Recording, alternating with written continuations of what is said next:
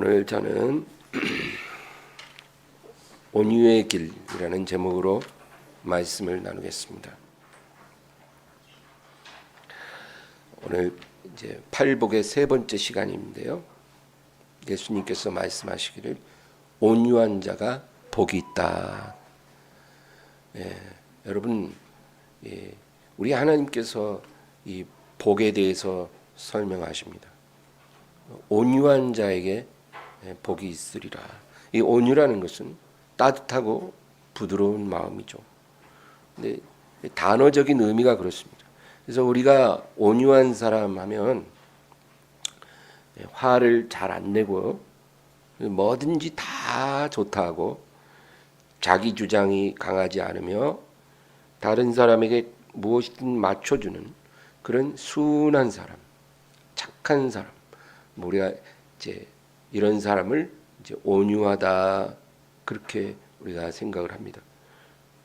예수님도 나는 마음이 온유하고 겸손하니 너희는 내게로 와서 배우라 그러셨거든요. 그러니까 예수님 자신이 온유한 분이라고 말하셨습니다. 그런데 우리가 성경을 통해서 예수님을 보면 우리가 생각하는 그런 온유한 사람과 예수님은 매칭이 잘 안 돼요.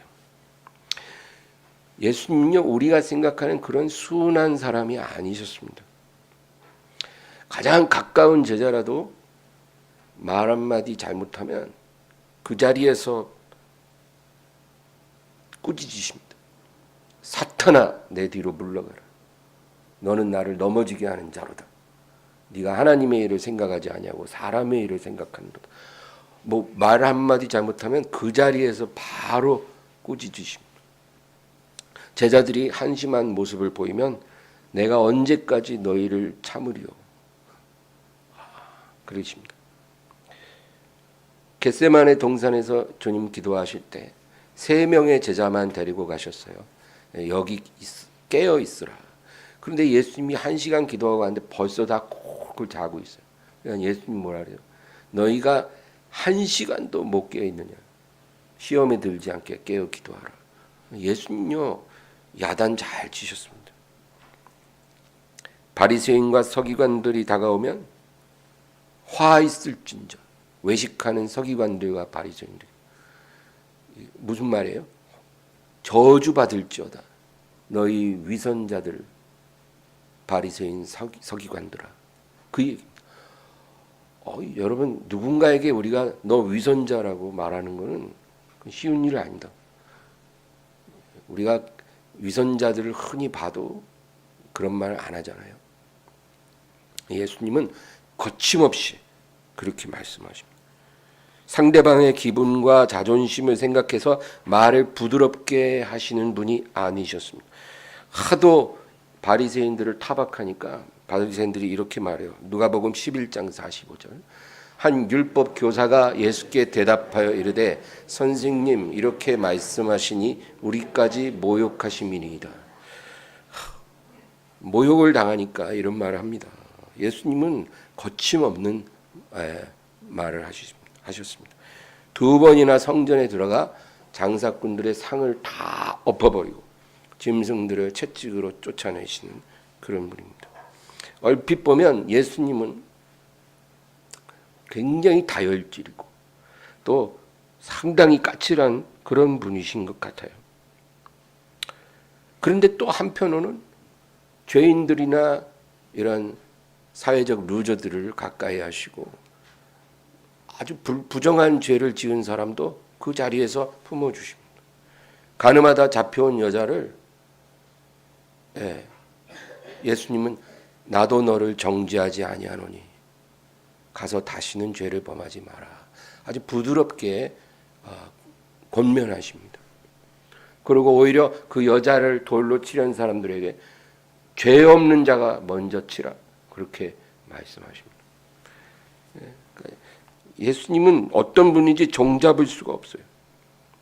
온유한 것 같기도 하고 또 어떨 때는 또 굉장히 다혈질에 까칠하신 분 같기도 하고. 여러분, 오늘은 온유란 무엇인가 이 주제를 살펴보려고 합니다. 예수님 당시에 이스라엘 나라는 로마 제국의 지배하에 있었습니다. 여러분, 한 나라, 한 민족이 다른 나라, 다른 민족의 지배를 받는 것은 정말 괴로운 일입니다. 우리나라도 일본의 36년 지배를 받았잖아요. 그 얼마나 힘든 시간입니까? 근데 이 로마는 이스라엘을 통치할 때 그들이 말을 잘 들을 때는 그 지역을 통치하는 분봉왕을 세웠습니다. 그래서 제국 안에 그 왕국을 다스리는 그 지역의 왕을 세운 겁니다. 그러면 자치권을 부여하는 거예요. 그 왕이 알아서 다스리는. 우리 로마 제국에 복종하고 조공을 잘 바치면 그 분봉왕이 자체적으로 나라를 통치하도록 허락해 주었습니다. 그러니까 말을 잘 듣는 나라는 그렇게 했습니다. 그래서 예수님이 탄생하실 때 이스라엘은 분봉왕으로 헤롯이라는 자가 다스렸습니다. 이 헤롯은 유대인이 아니고 에돔민입니다. 에돔민이 로마의 황제에게 뇌물을 주고 로비를 해서 이스라엘 나라의 분봉왕으로 책봉을 받은 거예요. 그래서 예수님이 탄생할 때 동방에서 박사들이 와서 우리가 메시아의 별을 보고 여기까지 왔다 그러니까 난리가 났잖아요. 근데 나중에 헤롯이 그 아기를 잡아 죽이려고 그 베들레헴 인근에 2살 미만의 사내아이 2,000명을 학살한 그런 참극이 일어나기도 했죠. 그러니까 분봉왕은 자유롭게 사람을 살릴 수 있고 죽일 수 있었다는 겁니다. 그런데 이스라엘이 만약에 로마 제국의 말을 잘 듣지 않으면 분봉왕을 걷어버리고 총독을 파견합니다.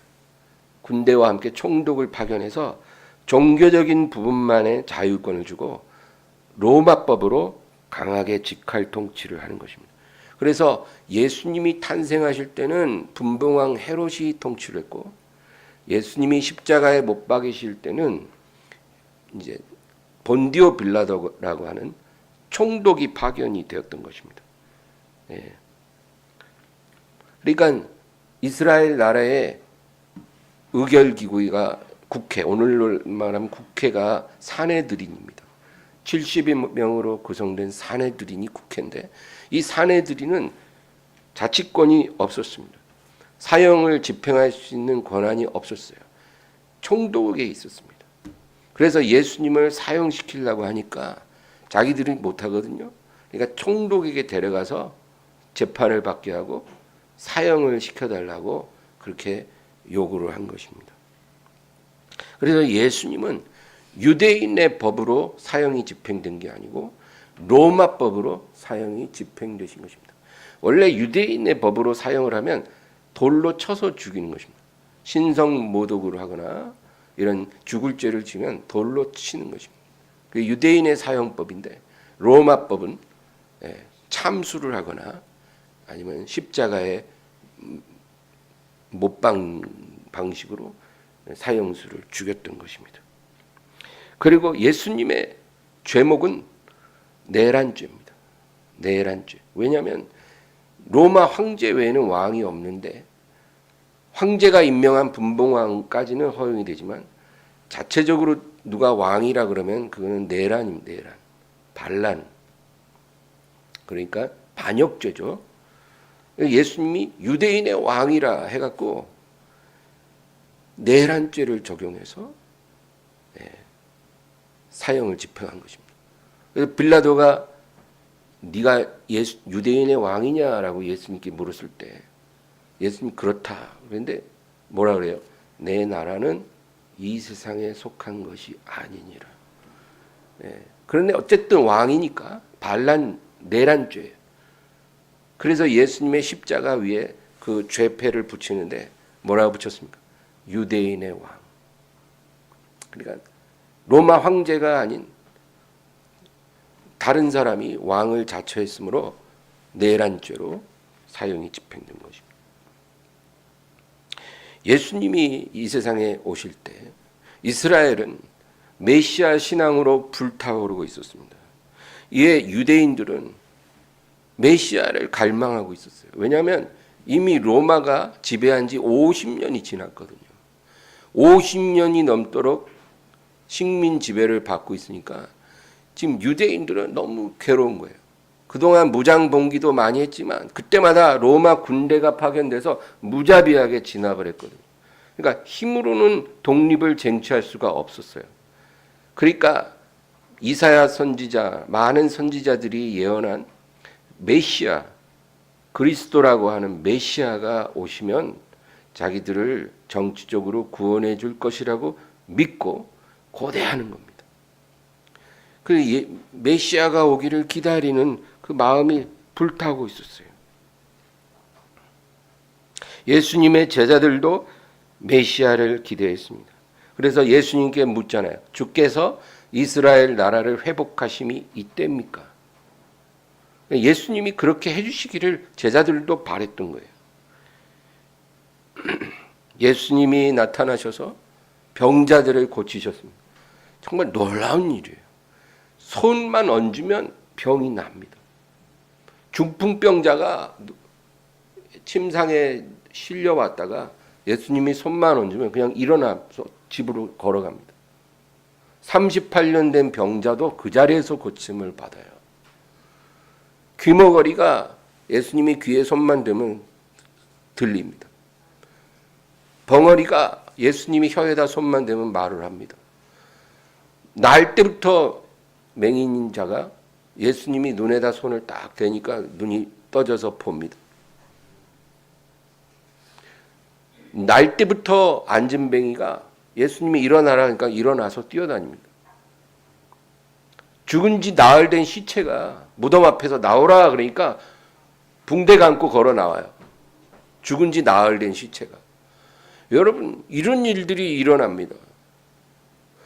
또 수만 명이 들판에서 굶주렸는데 어린 소년이 가지고 온 오병이어를 축사하니까 수만 명이 배불리 먹고 12바구니나 남게 거두었다는 거예요. 이런 일들이 일어나니까 이 사람이 선지자들이 예언해온 그 메시아 그리스도가 아닐까, 그렇게 생각을 하는 게 당연한 것입니다. 우물가에 물을 깃던 이 사마리아 여자가 자기의 과거를 다 알고 있는 예수님을 보고 뭐라고 고백합니까? 요한복음 4장 29절. 내가 행한 모든 일을 내게 말한 사람을 와서 보라. 이는 그리스도가 아니냐 하니. 이런 사마리아 여자도 이는 그리스도 아니냐 이렇게 말할 정도면 그 당시에 유대인이든 사마리아인이든 그리스도를 기다리는 마음이 일반 백성들 안에도 불타오르고 있었다, 그 얘기인 것입니다. 유대인들, 사마리아인들 다 이스라엘 민족이잖아요. 그들은 30년 전에 헤롯이 다시 다스릴 때 그 유아들을 학살한 사건을 기억하고 있습니다. 헤롯이 왜 그랬습니까? 그 페르시아에서 온 박사들이 우리가 메시아의 별을 보고 아기에게 경배하러 왔다 그러고 나서 헤롯이 그렇게 했거든요. 그건 30년 전의 사건이지만 우리나라의 뭐 광주 사태를 아무도 잊지 않는 것처럼 그 헤롯이 그 아기들을 학살한 사건을 아무도 잊지 않고 있습니다. 그러니까 분명히 메시아가 오셨을 거라는 그런 기대를 갖고 있는 거예요. 이제 나타나실 때가 되지 않았는가. 그때 예수님이 나타나니까 이분이 그리스도 아닌가. 요한복음 7장 31절. 무리 중에 많은 사람이 예수를 믿고 말하되 그리스도께서 오실지라도 그 행하실 표적이 이 사람이 행한 것보다 더 많으랴 하니. 예수님이 행하시는 일이 너무나 놀랍기 때문에 그리스도가 오실지라도 이 사람이 행하는 것보다 더 많은 표적을 행하시겠는가, 그렇게 말합니다. 요한복음 12장 19절. 바리새인들이 서로 말하되 볼지어다 너희 하는 일이 쓸데없다 보라 온 세상이 그를 따르는도다 하니라. 어떤 반대자와 비판자의 목소리도 소용이 없을 정도로 예수님의 인기는 하늘을 찔렀습니다. 만약에 그 당시에 정치인 대선 후보 지지율 조사를 했다면 예수님이 압도적으로 93%의 지지율을 보였을 것입니다. 그러니 93%의 지지율이 있으면 당연히 창당을 해서 자기를 따르는 사람들을 조직화해야 하겠죠. 그런데 예수님은 그런 행동을 하지 않으셨습니다. 요한복음 6장 14, 15절. 그 형제들이 예수께 이르되 당신이 행하는 일을 제자들도 보게 여기를 떠나 유대로.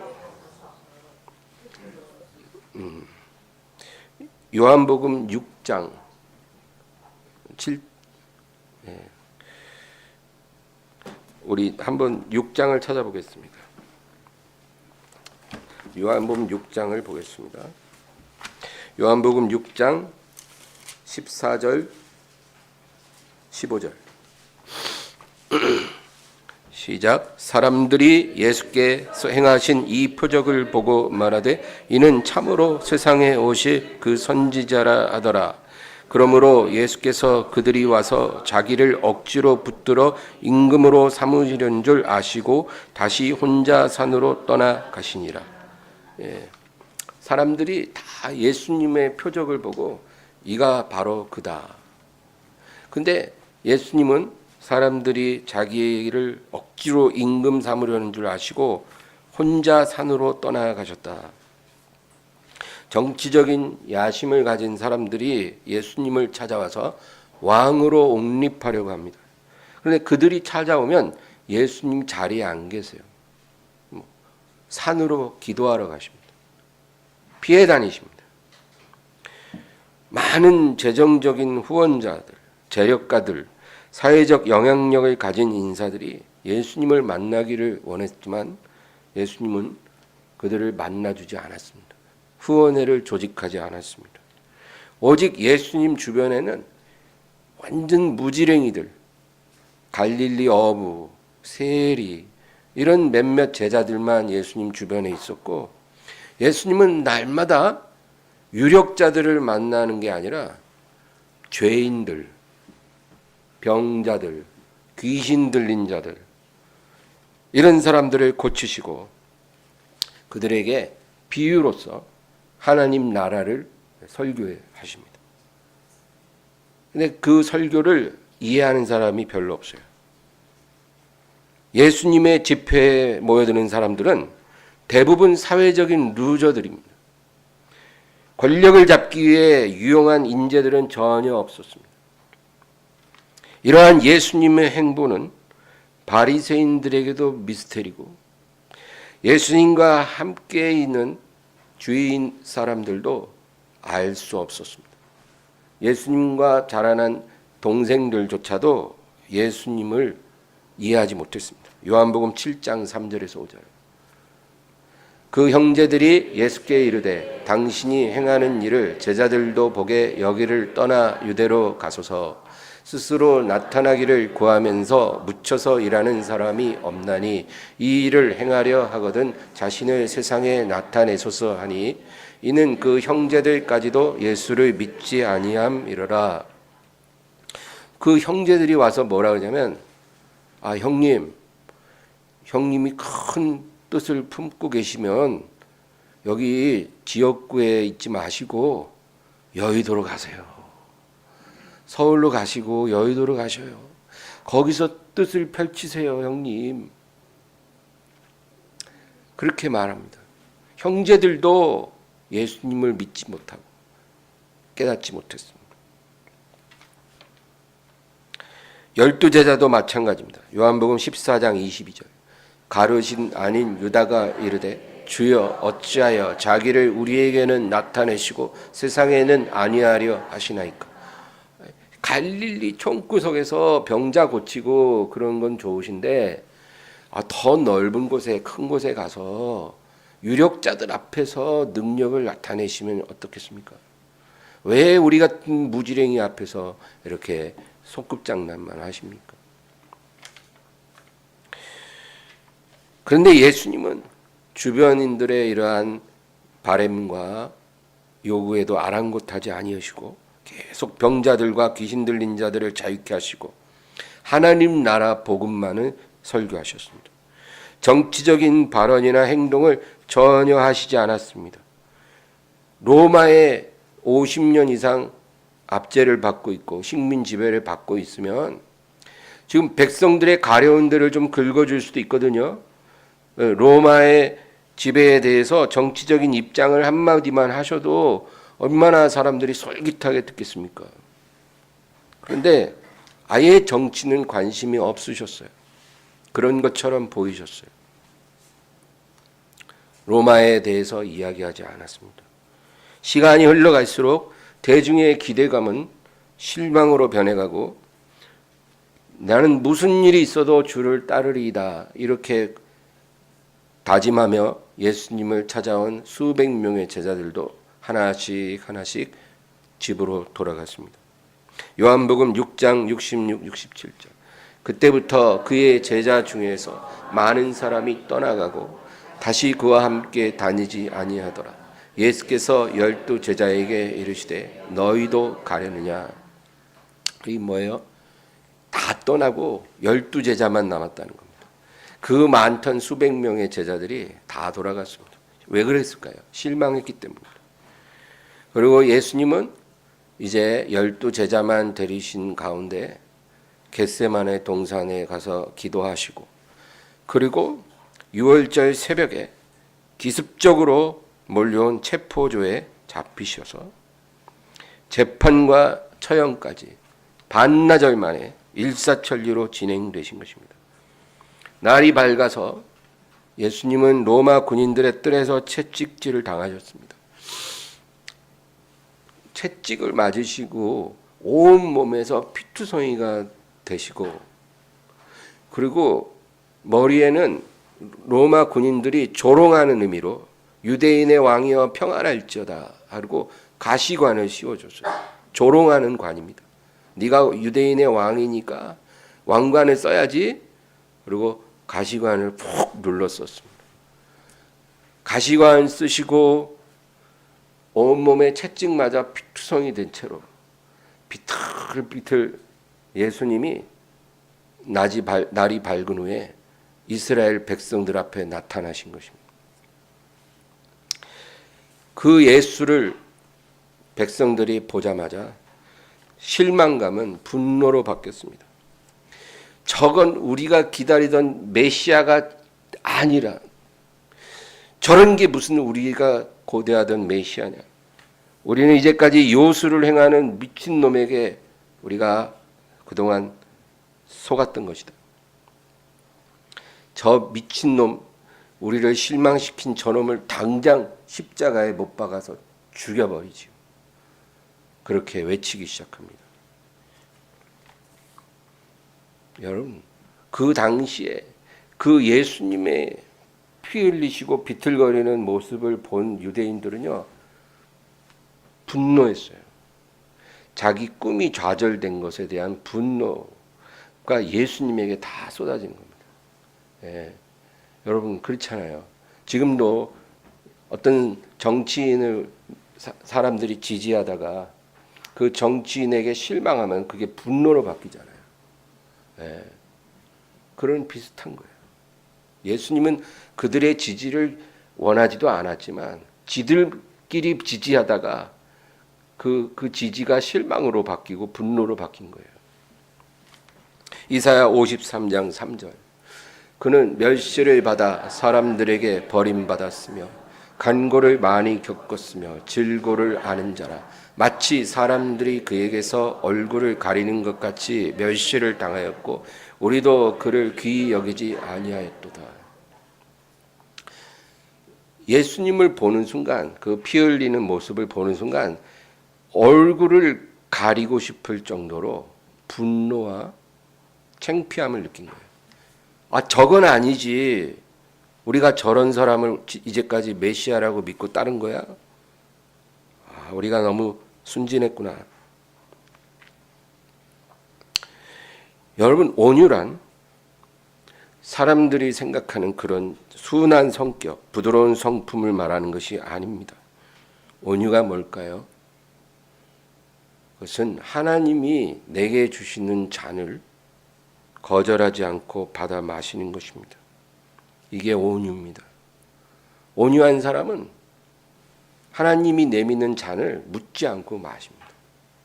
무엇이든 그것이 향기롭고 맛있는 잔이든 아니면 아주 마실 수 없는 쓴 잔이든 마시면 죽음에 이르는 그런 잔이든 상관하지 않고 마시는 것입니다. 예.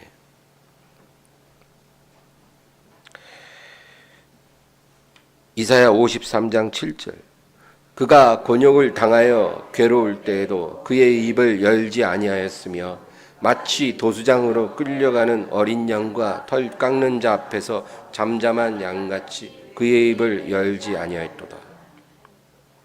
온유한 종을 잘 표현한 구절입니다. 온유하다는 것은 이것입니다. 도수장으로 끌려가는 어린 양과 같다는 겁니다. 예, 자기가 지금 죽으러 가는 거 알아요. 근데 어린 양은 그냥 얌전히 따라가는 것입니다. 털 깎는 자 앞에서 잠잠히 있는 양처럼 자기 몸을 감싸고 있는 털을 다 벗겨가요 지금. 그런데 그냥 가만히 있는 것입니다. 예, 이게 온유라는 것입니다. 하나님이 기뻐하는 온유는 하나님이 내미는 잔을 다 받는 거예요. 예수님이 그렇게 하셨습니다.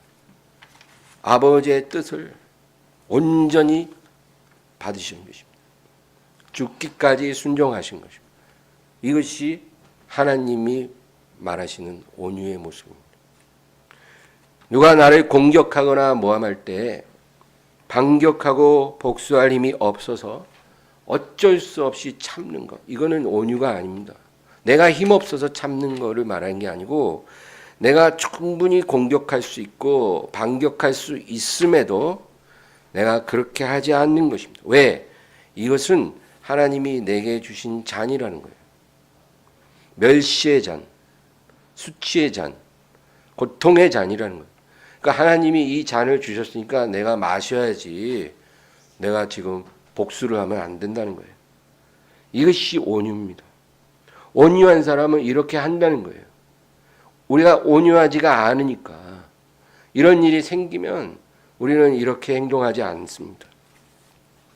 다윗이 그의 아들 압살롬에게 쫓겨서 피난 갈 때 베냐민 지파 시므이라는 사람이 나타나 다윗을 조롱하고 저주합니다.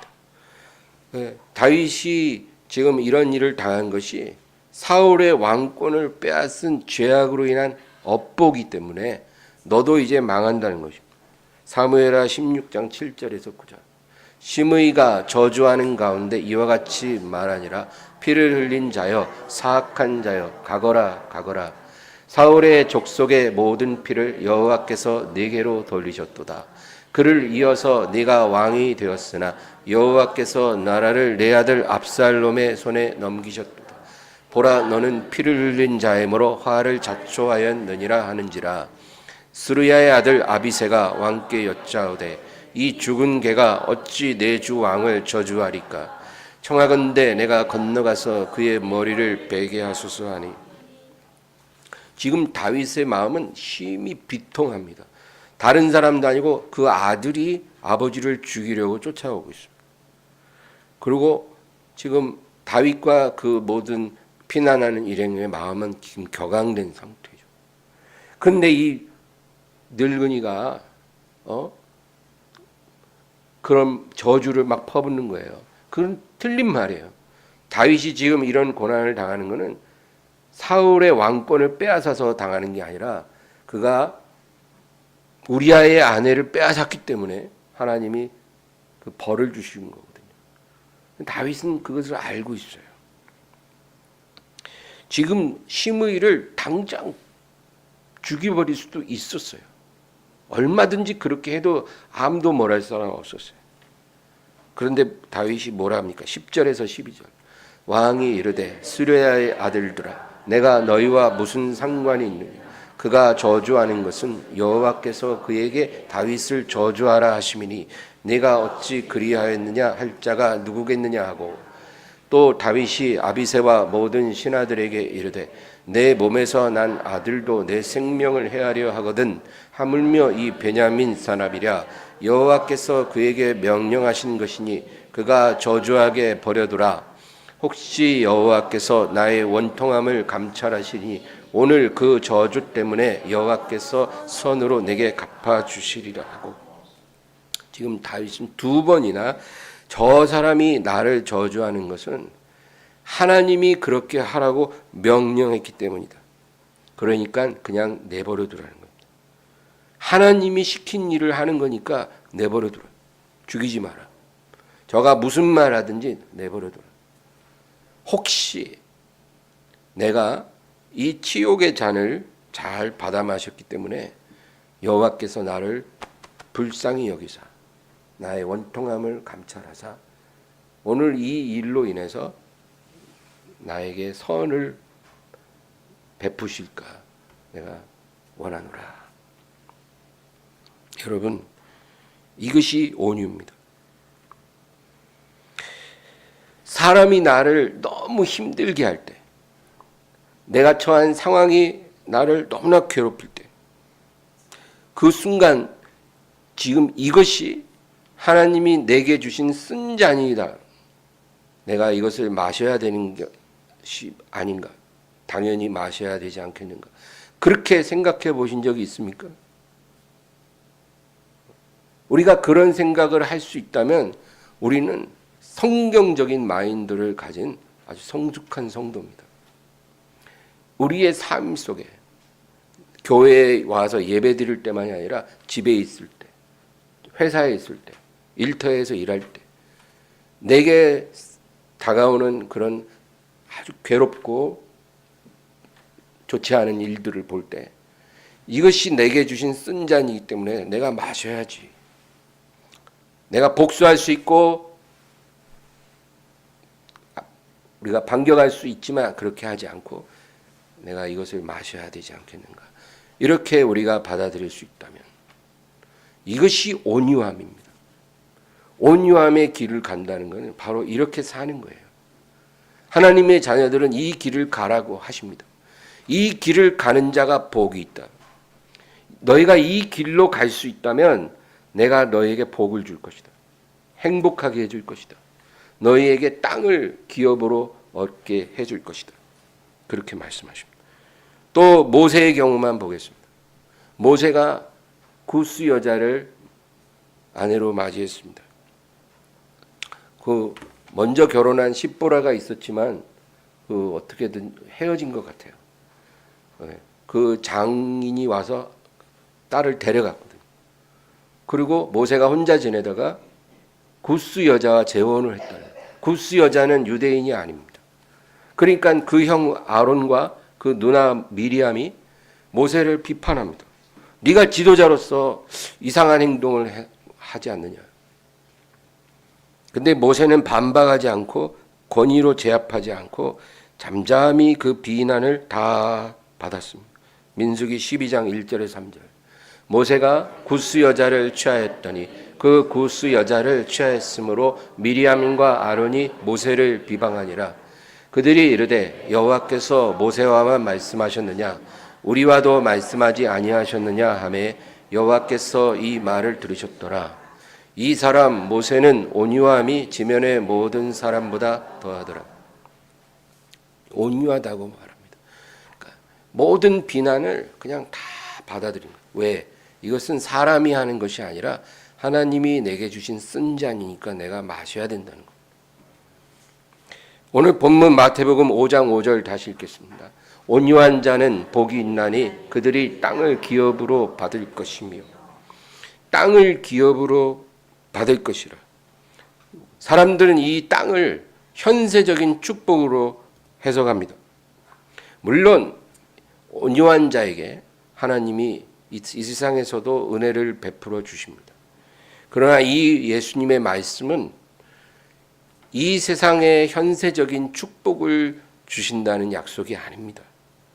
예수님의 나라가 이 땅에 이루어질 때, 하늘에서와 같이 땅에서도 그 뜻이 온전히 이루어지는 날에 이 세상에서 하나님이 주시는 잔을 다 순종하고 마신 자에게, 온유한 자에게 주실 기업을 말씀합니다.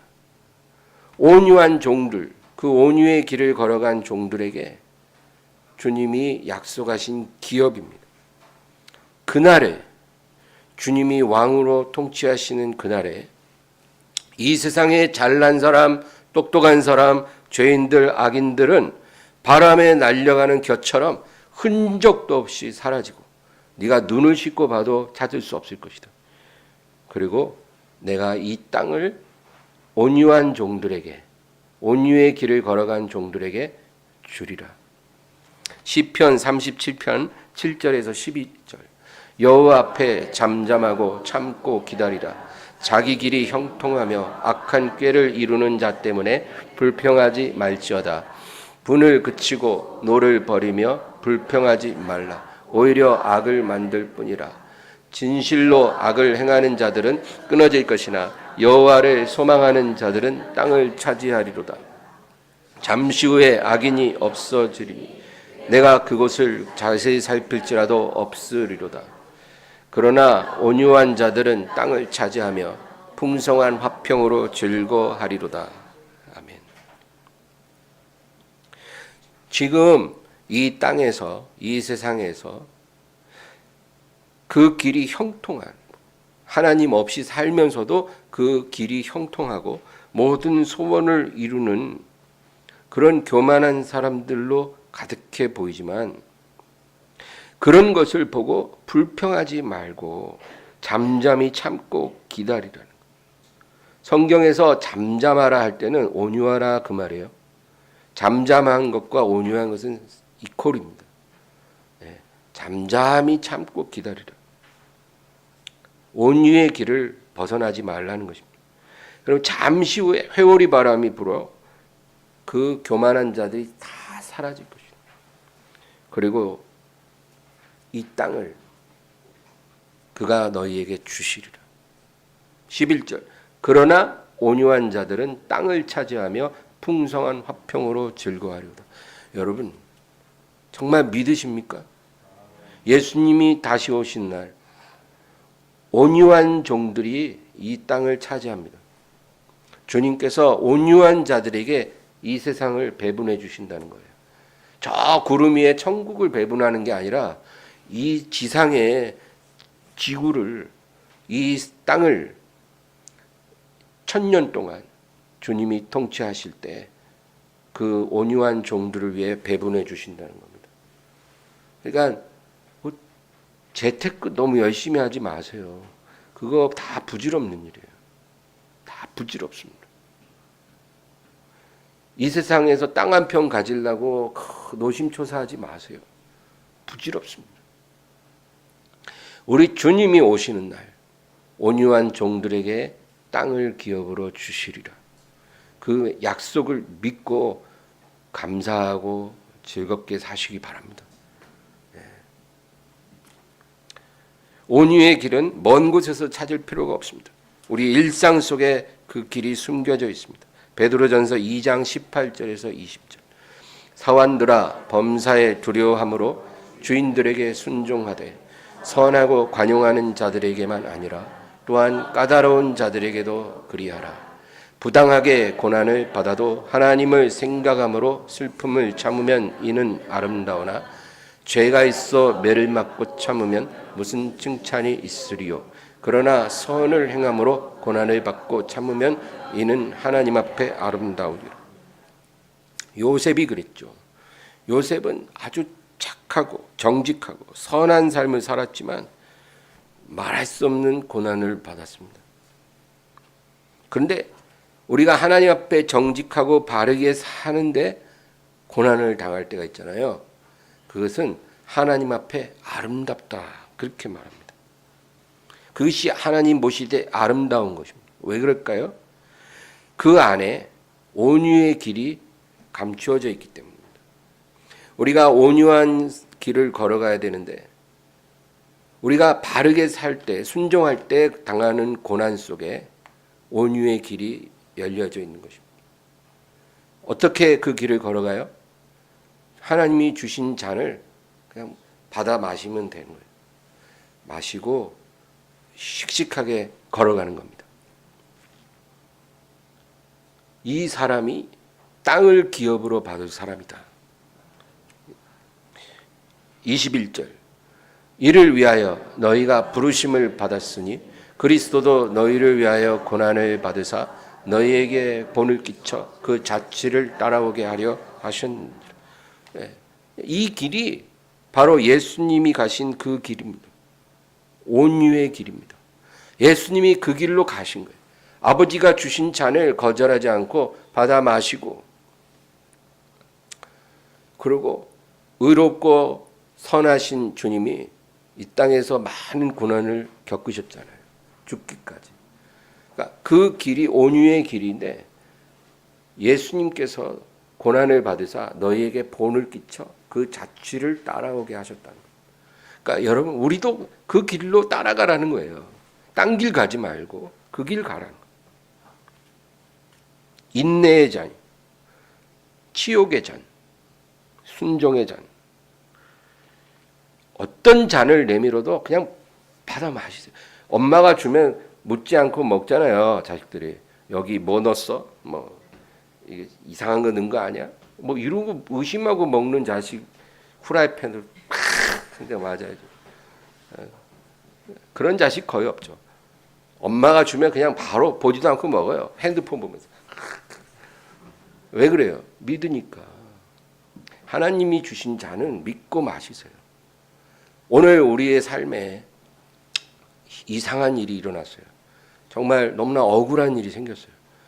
너무 답답한 일이 생겼어요. 여러분, 그때 낙심하지 말고, 지금 주님이 나에게 이 괴로움의 잔을 주시는구나. 그 잔을 내가 마셔야지. 그렇게 받아들이죠. 우리가 먹든지 마시든지 믿음으로 해야 된다 그랬잖아요. 그게 믿음으로 사는 거예요. 무슨 잔이든 다 잘 마시고 주님 가신 길 따라가리라. 그게 믿음으로 사는 거예요. 이게 온유함이에요. 이런 사람이 땅을 기업으로 얻게 되리라. 세상 사람들은 찾을 수도 없는 길이에요. 들어가기를 구하여도 못하는 자가 많으리라 했잖아요. 찾을 수도 없고 찾아도 못 가요. 그 길은. 오직 예수님을 사랑하는 사람만 그 길을 찾을 수 있고 그 길로 갈 수가 있어요. 너무나 좁거든요. 마지막으로 야고보 1장 21절. 그러므로 모든 더러운 것과 넘치는 악을 내버리고 너희 영혼을 능히 구원할 바 마음에 심어진 말씀을 온유함으로 받으라. 우리에게 주신 하나님의 말씀을 온유함으로 받으라는 것입니다. 내 마음에 맞는 말씀만 아멘 아멘 이렇게 받는 게 아니고, 어떤 말씀이든 하나님이 주신 말씀, 쓴 말씀, 단 말씀, 어떤 말씀이든 온유함으로 잠잠히 받아 먹고 그 길로 가라는 것입니다. 이런 축복이 저와 여러분에게 넘치기를 주의 이름으로 축원합니다. 하나님 아버지, 오늘도 온유함이 무엇인지 알게 하소서. 예수님이 바로 온유하고 겸손하신 종이었습니다. 우리가 예수님의 공로로 구원받았다고 어린아이같이 즐거워하기만 하는 게 아니라 예수님이 가신 그 자취를 우리도 따라갈 수 있도록 도와주시옵소서. 예수님이 받아 마신 그 잔, 하나님이 우리에게도 내미실 때 까탈스럽게 하지 말고 거절하지 말고 믿음으로 즐겁게 마시고 단숨에 들이마시고 기쁘게 주님 따라가는 저희들이 되게 도와주시옵소서. 온유한 자에게 약속하신 땅의 기업을 우리에게 반드시 주실 것을 조금 더 의심하지 말게 하소서. 우리가 이 땅에서는 예수님 안에서 고난을 당할지라도, 하나님이 주신 쓴 잔을 마실지라도, 우리 주님이 다시 오신 그날에 온유한 자가 누릴 땅의 기업과 평안, 충만한 화평한 축복이 우리에게 넘칠 줄로 믿습니다. 예수님의 이름으로 기도합니다.